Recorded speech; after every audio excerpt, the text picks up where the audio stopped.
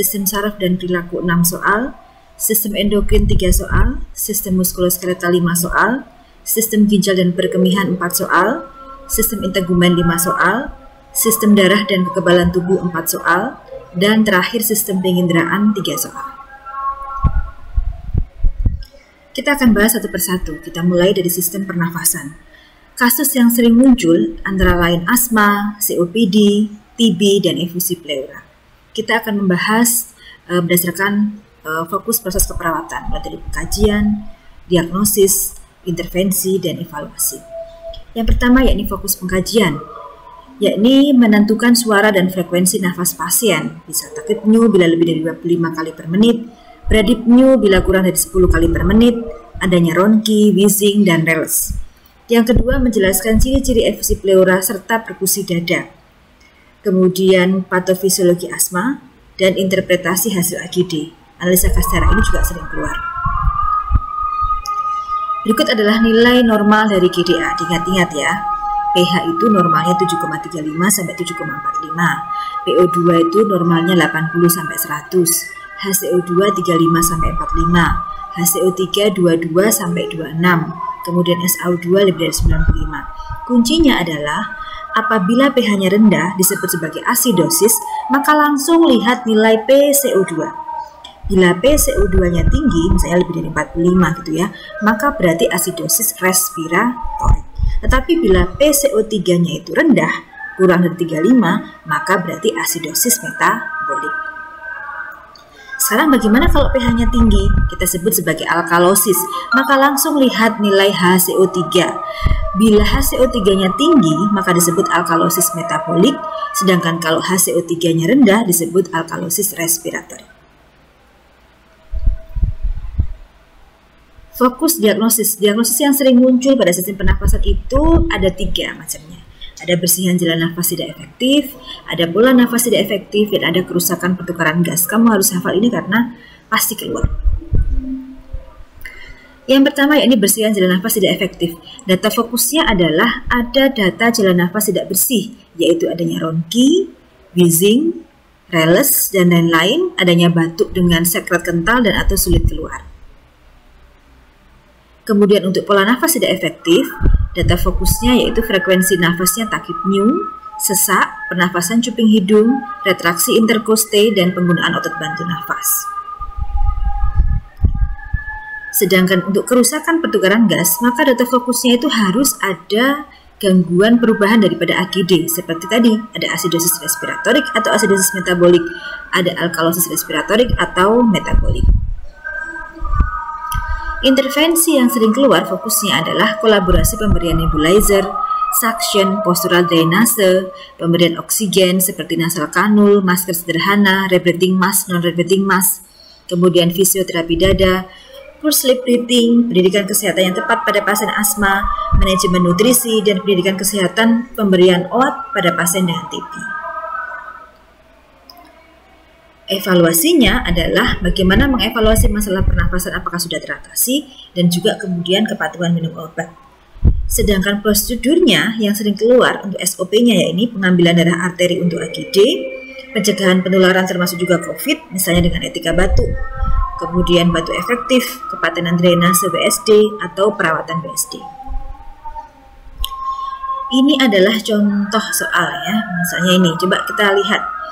Kita langsung untuk membaca soal, kita langsung lihat bagaimana bunyi dari pertanyaan soal. Apakah hasil dari analisis pemberian AGD?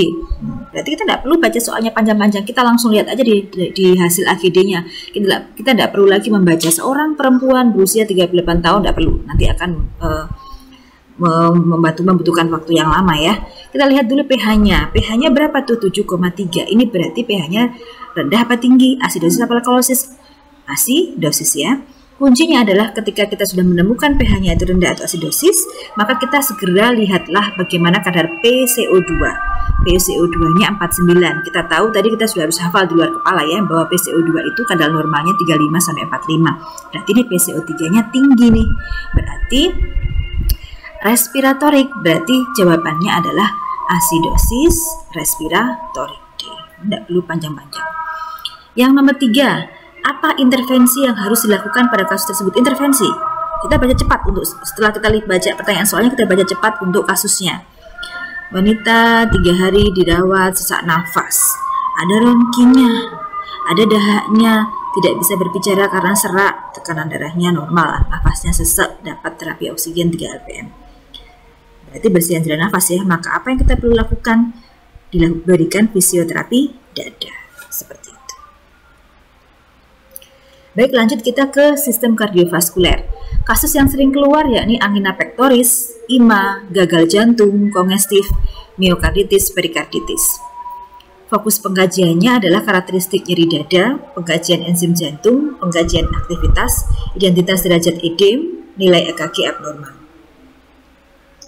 Fokus diagnosisnya adalah penurunan kardiak output, nyeri, intoleransi aktivitas, gangguan perfusi jaringan perifer, dan kelebihan cairan.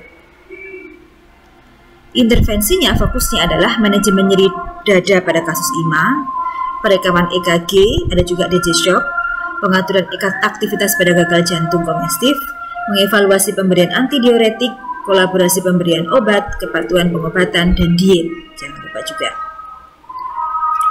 Sedangkan fokus evaluasinya adalah evaluasi nyeri dada, kemandirian, dan rehabilitasi pasien gagal jantung.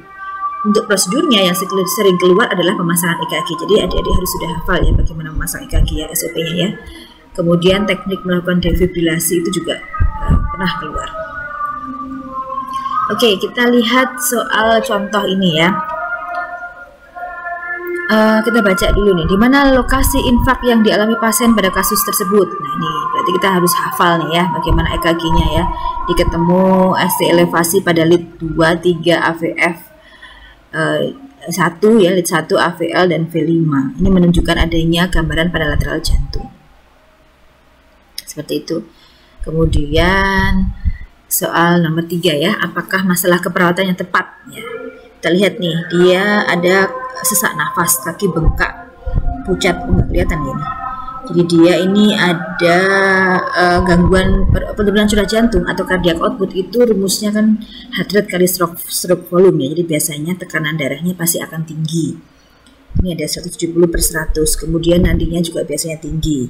Kemudian pucat, cyanosis, akralnya dingin, itu berarti tanda-tanda dia mengarah ke memang ketidakmampuan jantung untuk memompa. Sehingga yang benar untuk pasien jantung seperti ini, jawabannya masalahnya adalah penurunan curah jantung. Kemudian manakah prinsip etik yang dilanggar? Kita mengenal ada 5 prinsip etik ya. Ini juga sering keluar, walaupun tidak sering-sering amat ya, tapi pasti ada yang keluar. Ada justice, itu adil, fidelity, autonomy, beneficence, dan non-maleficence. Kalau ini kasusnya, ini dia telah siap meninggal, lebih bahagia bila bertemu Tuhannya, menolak dilakukan tindakan apapun, tetapi perawat tetap melakukan tindakan RJP. Ini memang ada 2 kemungkinan ya, bisa otonomi karena dia melanggar otonomi pasien untuk hak menolak tadi ya, dan juga perawat melanggar yang beneficence karena itu dia menganggap inginnya akan memberikan yang terbaik untuk pasien. Berikutnya adalah sistem pencernaan. Kasus yang sering keluar yakni tifoid, appendicitis, sirosis hepatis, CA kolon. Fokus pengkajiannya yakni pengkajian abdomen dalam 4 kuadran, jadi cukup dengan 4 kuadran saja, tidak usah 9 regio. Identifikasi nyeri abdomen, karakteristik nyeri khusus seperti nyeri appendicitis di kuadran kanan bawah, mual dan muntah. Bising usus yang tidak terdengar, bila terjadi obstruksi usus, peningkatan dari 5-24 kali per menit pada diare, palpasi abdomen, shifting dullness, asites, penghitungan cairan, intake output, tanda kekurangan cairan seperti mata cekung, kulit dan mukosa kering, serta penurunan kesadaran.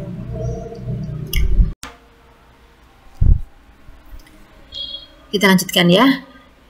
Kemudian fokus pengkajian selanjutnya yakni penghitungan cairan intake dan output, tanda kekurangan cairan seperti mata cekung, kulit dan mukosa kering, penurunan kesadaran. Data labnya bisa pepsinogen yang naik pada duodenal ulcer, turun pada gastritis, kemudian potasium yang turun pada mual dan diare, SGOT yang naik pada penyakit hati, dan amilase pada pankreatitis akut, tes Widal pada tipoid. Diagnosis yang sering keluar adalah hipertermi, ini juga sering keluar. Kemudian nutrisi, kurang dari kebutuhan itu juga keluar ya, pemenuhan nutrisi. Kemudian gangguan keseimbangan cairan dan elektrolit, kerusakan integritas kulit. Fokus intervensinya yakni manajemen cairan termasuk kepatenan IV akses, pemasangan NGT untuk adekuat nutrisi, pemasangan kateter untuk kontrol haluaran urin, monitor tanda dehidrasi, pengaturan aktivitas bila kelemahan, dan juga pasien kolostomi nih, Penkes Pendidikan Kesehatan tentang pemasangan dan perawatan kantong ostomi. Fokus evaluasinya yakni memastikan kepatenan NGT dan IVF infus line untuk adekuat nutrisi dan cairan, evaluasi perdarahan gastrointestinal seperti warna hitam pada feses dan muntah, tidak ada tanda merah dan iritasi pada kulit sekitar ostoma. Ini contoh soalnya. Apakah intervensi prioritas pada pasien tersebut? Keluhannya lemas, mual, sesak nafas, ada edema, shifting dullness ya kan, albuminnya rendah tuh kan. Berarti ini pasti masalahnya ada pada cairan. Kalau cairan masalahnya, maka intervensi prioritasnya adalah melalui lihat yang ada jawabannya mengenai cairan, monitoring intake dan output cairan. B ya. Nomor 4, apakah evaluasi pada pasien tersebut? Ini pengajiannya mengeluh lemas, BAB-nya 10 kali, cair, lendir ya kan.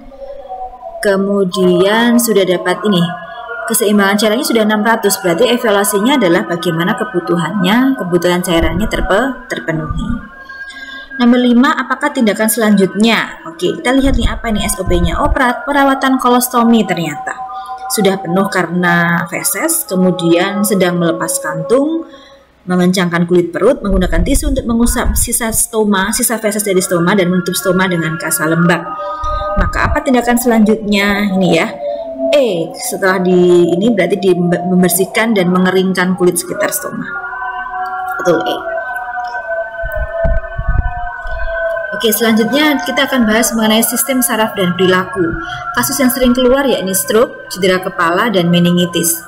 Fokus pengkajiannya yakni perubahan status mental, penurunan tingkat kesadaran atau GCS, orientasi, kemudian pemeriksaan fisik wajahnya tidak simetris, pelo, parese, fraktur basis kranii, tanda-tandanya dari norea, otorea, raccoon eyes, perubahan sensorik dan motorik, gangguan 12 saraf kranial dan gangguan refleks, dan hasil pemeriksaan CT scan dan MRI. Ini tentang GCS ya, pemeriksaan kesadaran. Ini Glasgow Coma Scale juga harus hafal. Ada 3 kategori, ada eye atau mata, AVM ya, V untuk verbal dan M untuk motorik. I maksimalnya 4, V itu 5, M itu 6. Ini harus hafal. A ya kan, mulai dari tidak ada respon, kemudian responnya terhadap nyeri, responnya terhadap berbicara, 4-nya spontan. V untuk yang 5 dulu ya, kita mulai dari yang terbesar ya. Ini orientasinya bagus, 4 itu bingung, 3 itu kata-katanya tidak jelas, 2 itu mungkin hanya mengerang-mengerang saja, incomprehensible sound, 1 tidak bisa sama sekali. Kemudian untuk yang M itu 6 itu bisa patuh, kemudian 5 melokalisir nyeri, 4 withdrawal itu menolak atau menjauhi daripada nyeri, 3 fleksi terhadap nyeri, 2 ekstensi terhadap nyeri, 1 tidak ada respon, no respon. Ini harus hafal ya. Fokus diagnosisnya, resiko perfusi jaringan cerebral tidak efektif, kemudian gangguan mobilitas fisik, dan resiko aspirasi. Fokus intervensinya, kolaborasi pemasangan NGT untuk cegah aspirasi pada disfagia, latihan ROM atau range of motion, manajemen pencegahan peningkatan TIK atau tekanan intrakranial, manajemen kejang, pengaturan posisi tirah baring untuk cegah dekubitus, latihan menelan dan terapi bicara, dan fisioterapinya dengan latihan berjalan, berdiri, serta toilet training. Fokus evaluasinya, perbaikan tingkat kesadaran, jadi dilihat lagi GCS-nya, tidak terjadi komplikasi seperti aspirasi, atropi, dan dehidrasi. Ini contoh soalnya nih, berapa nilai GCS? Kita lihat. Hasil pengkajian diberi rangsang nyeri kedua lengan tampak fleksi. Nah, tadi berapa tuh yang fleksi tadi? Kita lihat lagi nanti ya. Kemudian membuka mata juga dengan nyeri. Kemudian suaranya menggumam. Nah, ini ketemunya 322. 322 di jumlah adalah 7. Oke, 7 ya. Kemudian yang kedua, apakah masalah keperawatan yang tepat? Kita lihat nih, pasiennya stroke hemorrhagic, GCS-nya 9, hemiparese kanan, ya kan? Tekanan darahnya tinggi banget, 190, nadinya juga tinggi. Oke. Pasiennya karena nggak sadar, kemudian tekanan darahnya juga tinggi, nadinya tinggi. Ini kalau pasien yang stroke pasti dia ada gangguan daripada perfusi jaringan ke otak, sehingga akhirnya kesadarannya menurun ya, sehingga kita harus angkat diagnosa perfusi jaringan serebral tidak efektif. Sistem endokrin selanjutnya, kasus yang sering keluar yakni diabetes mellitus, hipo atau hipertiroid. Fokus kajiannya yakni keluhan poliuri, polidipsi, polifagi pada DM. Kalau pasien hipertiroid itu anoreksia, hilang BB drastis, takikardi dan tremor. Yang ketiga perubahan proses pikir dan bingung. Dan hasil labnya adalah kadar hormon T3, T4, gula darahnya sekitar 250 bahkan sampai 800, hasil tes urin dan asidosis metabolik. Fokus diagnosis yaitu defisit volume cairan, kehilangan cairan, gangguan nutrisi kurang dari kebutuhan, dan ketidakstabilan kadar glukosa darah. Fokus intervensinya, monitor TTV dan status kesadaran pasien, kepatenan IV, monitor intake dan output cairan, monitor kadar gula darah dan komplikasinya, injeksi insulin dengan memperhatikan 6 prinsip benar secara subkutan, bisa di bahu, bokong, abdomen, paha atas dengan sudut 45-90 derajat. Evaluasinya, evaluasi kestabilan gula darah. Kalau gula darah puasa 60-110, gula darah 2 jam PP 65-140. Kemudian kalau HbA1c 5,7%. Monitor status kardio dan respirasi dan kepatenan IV. Contoh soal, apakah masalah keperawatan utama pada kasus tersebut? Seorang perempuan diagnosa DM, pasien mengatakan sering BAK, turgornya lama kembali, lemes, haus, lapar. Berarti masalahnya pada cairan ya ini ya, jelas ini, karena semua datanya mengarah pada sana. Kemudian apa intervensi yang tepat? Pasien GDS-nya 60, lemas, berarti ini dia hipoglikemi ya. Berarti apa sih yang harus diberikan? Ya kita berikan minuman manis. Kita belum kasih dextrose dulu karena ini masih baru masuk ya, masih baru masuk. Berikutnya sistem muskuloskeletal. Kasusnya adalah fraktur, osteomielitis dan osteoartritis. Fokus pengkajiannya yang pertama mengkaji status neurovaskuler yaitu 5P, pain, paralisis, parastesi, pulse, dan pill. Kemudian yang kedua menilai komplikasi fraktur, pengukuran panjang area yang sakit apakah sama atau enggak. Kemudian yang ketiga menilai tanda-tanda osteoartritis, gout, osteoporosis, dan dislokasi. Fokus diagnosisnya yang sering keluar ya ini nyeri akut, kerusakan mobilitas fisik, resiko kerusakan neurovaskular. Fokus intervensinya, manajemen pasien fraktur dengan meningkatkan nyaman nyeri, memberikan analgesik, mencegah komplikasi dan rehabilitasi.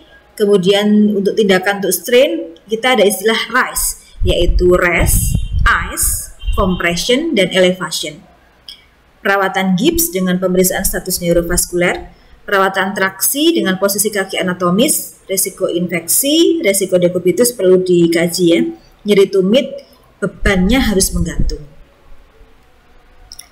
Fokus evaluasi, evaluasi terjadinya komplikasi. Yang paling sering terjadi adalah sindroma kompartemen di mana nyerinya sangat sekali progresif dan nyeri tidak berkurang dengan analgesik, pucat, parastesi, dingin, tidak terdapat denyut nadi di distal, dan ini perlu dilakukan fasiotomi, jadi harus dibuka ya. Disayat. Contoh soal, berapakah nilai kekuatan otot? Nah, kita harus tahu nih kekuatan otot ada 0, 1, 2, 3, 4, 5 ya. Jadi, baik kita lanjutkan. Berapa nilai kekuatan otot? Jadi kita lihat nih soalnya nih, hasil pengkajiannya mengalami patah tulang pada lengan kiri. Oke, saat dikaji kekuatan ototnya, pasien dapat mengangkat lengannya tapi tidak dapat menahan tahanan ya. Jadi kita harus hafalkan bahwa kalau 0 itu tidak bergerak, 1 cuma ada gerakan-gerakan otot dan sendi, 2 terdapat gerakan sendi tetapi tidak bisa melawan gravitasi, 3 pergerakan dapat melawan gravitasi tetapi tidak dapat menahan tahanan. Ini ya yang cocok ya. 4. Pergerakan dapat menahan tahanan tapi kurang maksimal, kurang dari normal. 5. Kekuatan otot normal atau maksimal. Jadi jawabannya 3. Oke, nomor 2 nggak kelihatan ya. Nomor 3, apakah masalah utama pada pasien tersebut?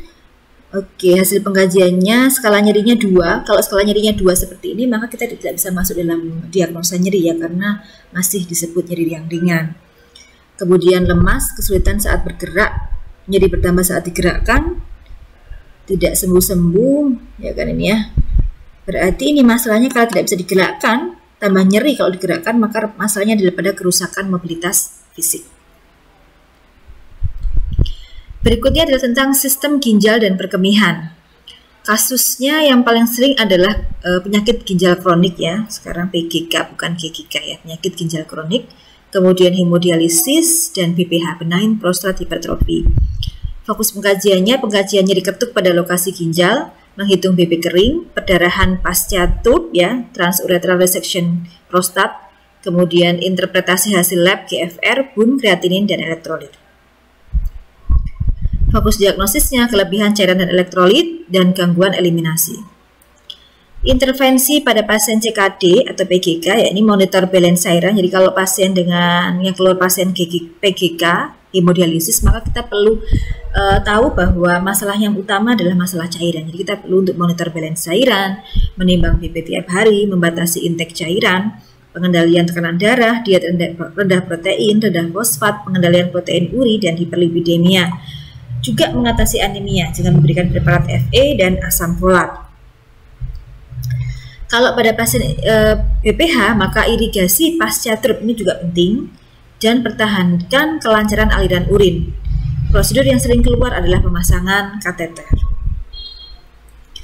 Evaluasinya yaitu evaluasi keseimbangan cairan dan elektrolit, tanda retensi cairan seperti edema lokal, sistemik atau edema paru, evaluasi bertahap kemampuan dan kesulitan berkemih. Oke, kita mulai dari yang sebelah kanan dulu ya. Apa masalah keperawatan yang utama pada pasien tersebut? Ini pasiennya dengan gagal ginjal terminal, dia ada sesak, edema, urin outputnya 250, ini kan berarti anuri ya sudah ya. Kemudian nadinya juga tinggi, maka jelas cairan ini. Masalahnya jelas pada volume cairan. Kemudian yang ketiga ini ya, apakah respon perawat yang tepat pada situasi tersebut? Pasca operasi prostatektomi dia mengeluh nyeri. Kemudian hasil pasien mengeluh nyeri saat melakukan latihan nafas dalam dan batu efektif. Ya, berarti apa yang dilakukan perawat? Maka perawat harus menjelaskan bahwa nyeri merupakan hal normal setelah pembedahan. Kemudian yang nomor 4, apa tindakan selanjutnya pada pasien tersebut? Ini adalah pemasangan kateter. Setelah pelumasan kateter dengan jeli, kateter kemudian dimasukkan tanpa hambatan, segera urin terlihat pada bengkok. Maka apa tindakan selanjutnya? Yakni meneruskan memasukkan kateter sampai di percabangan. Gitu ya. Oke, selanjutnya adalah sistem integumen. Kasus yang sering keluar yakni luka bakar. Paling sering keluar dan pasti biasanya keluar adalah luka bakar. Yang lain-lain biasanya jarang ya. Psoriasis juga jarang, dermatitis juga ada tapi jarang. Fokus pengkajian luka bakar menggunakan rule of 9, kemudian derajat luka bakar. Ada derajat 1, 2, 3. Kalau 1 itu mengenai lapisan epidermis, masih memerah, edemanya sedikit, nyerinya kurang dari 48 jam. Kalau derajat 2, lapisan epidermis dan dermis sudah ada bulanya ya, kemudian nyeri dan merah. Yang ketiga, lapisan dermis dan organ kulit warnanya pucat putih, tidak nyeri dan ada eskarnya. Perhatikan juga ada tanda-tanda shock, akral dingin, takikardi, dan penurunan CRT. Ini rule of 9, diingat-ingat bahwa yang namanya rule of 9 berarti semuanya pakai aturan 9. Kepala 9, ini dewasa ya, ini anak ya. Kepala 9. Ya, kemudian chest itu dada sama perut, ini 18. Jadi kalau cuma dada aja ya 9, kalau cuma perut aja ya 9. Back juga begitu, back itu punggung, berarti punggung seluruhnya dari atas sampai bawah itu 18. Kalau separuh punggung berarti 9. Kemudian right arm itu tangan kanan, itu seluruhnya mulai dari pundak sampai jari ya, ini 9. Jadi kalau cuma separuh lengan aja berarti 4,5. Left arm juga begitu 9.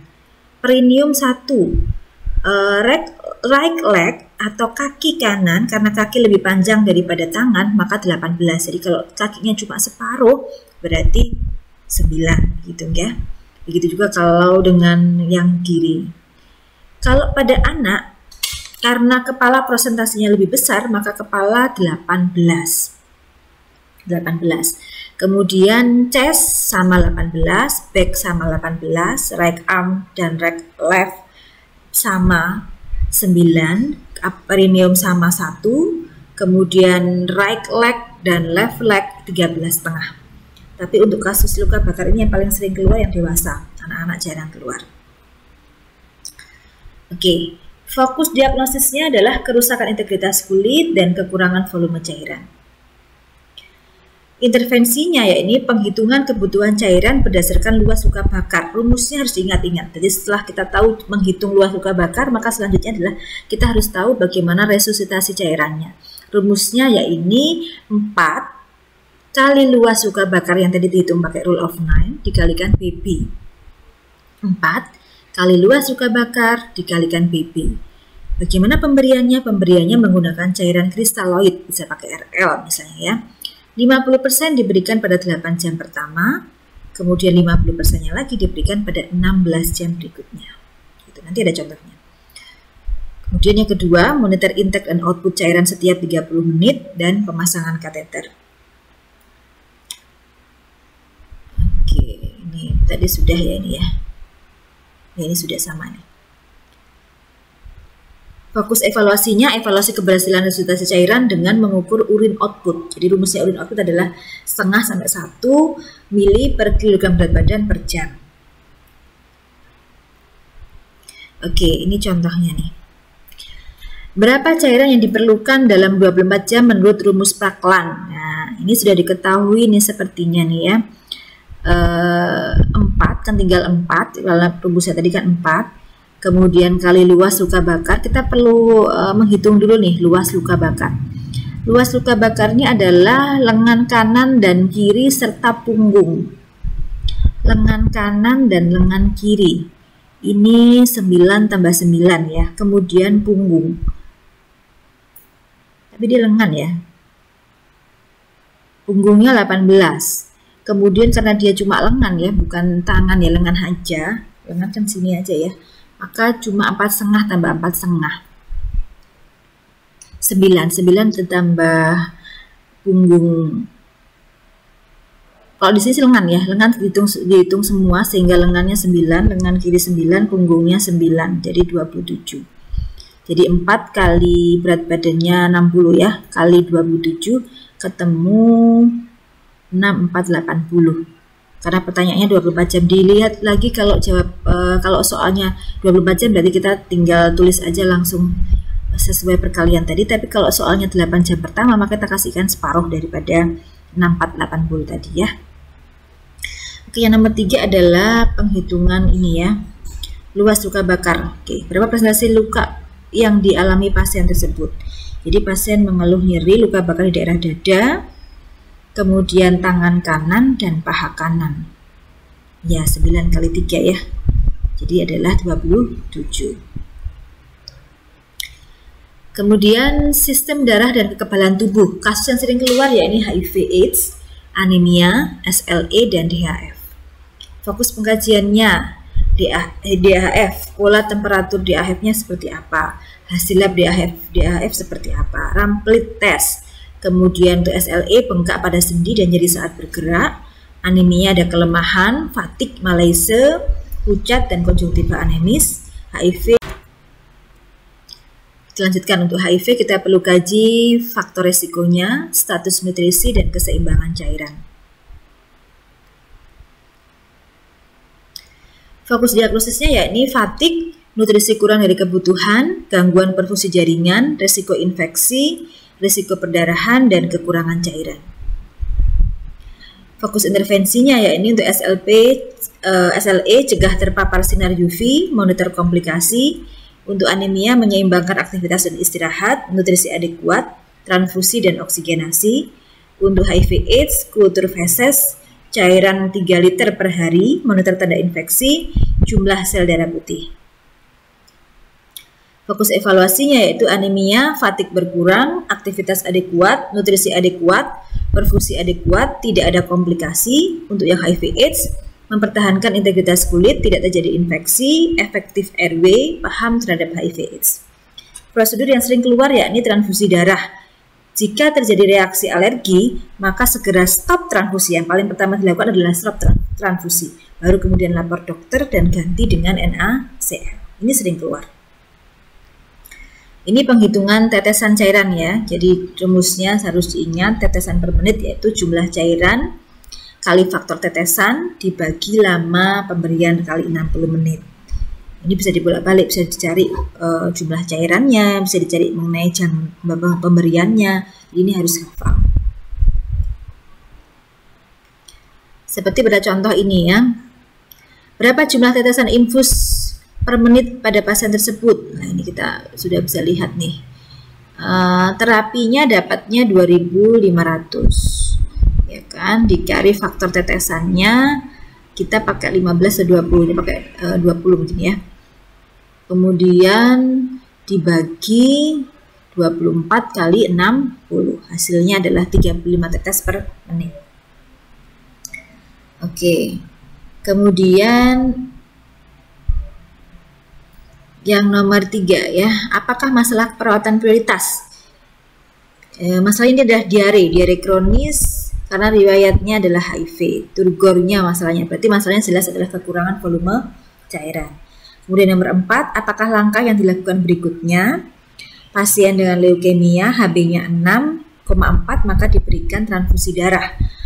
Kemudian perawat telah memasang jalur intravena, memberikan NaCl, kemudian darahnya yang di lemari diambil dan dihangatkan. Langkah selanjutnya apa? Harus dicek dulu ini harusnya, jadi mengecek label darah, mencocokkannya apakah tidak salah pasien, jangan sampai kita salah pasien ya. Harus dicocokkan lagi apa benar label darahnya itu sesuai dengan label pasien. Sistem penginderaan, kasusnya yang paling keluar adalah glaukoma, katarak, dan otitis media. Fokus pengkajiannya, kehilangan fungsi dan ketajaman penglihatan atau visus, tekanan intraokuler atau TIO, kehilangan fungsi pendengaran dengan tes Rhine, Weber, Swabach, identifikasi tanda infeksi telinga dan hidung, identifikasi tanda nyeri, rhinore, dan vertigo. Fokus diagnosisnya, gangguan persepsi sensori, nyeri akut, resiko infeksi, resiko injuri, kecemasan, dan kurang pengetahuan. Fokus intervensinya yakni menilai kehilangan fungsi penglihatan dan pendengaran, pendidikan kesehatan, perawatan post-op katarak dan glaukoma, irigasi dan tetes mata atau hidung atau telinga. Fokus evaluasinya, ketajaman penglihatan pasca operasi, tanda-tanda perdarahan post-op, dan risiko infeksi post-operasi. Ini contohnya, apakah masalah keperawatan pada kasus di atas? Dia pasca operasi hari pertama pada telinga bagian tengah, mengatakan nyeri post-op, skalanya 7, dari ini aja sudah kelihatan ya. Ekspresi wajahnya meringis loh, sudah kelihatan ya, berarti ini masalah keperawatannya pastilah nyeri. Oke, sudah selesai, terima kasih, thanks for watching. Tonton terus next video rahasia 100% lulus UKOM untuk edisi berikutnya ya, bukan edisi 2 salah ketik ya. Edisi 4, jangan lupa like, subscribe, and comment. Saya doakan semoga lulus UKOM semuanya atau kompeten. Terima kasih, saya akhiri. Wassalamualaikum warahmatullahi wabarakatuh.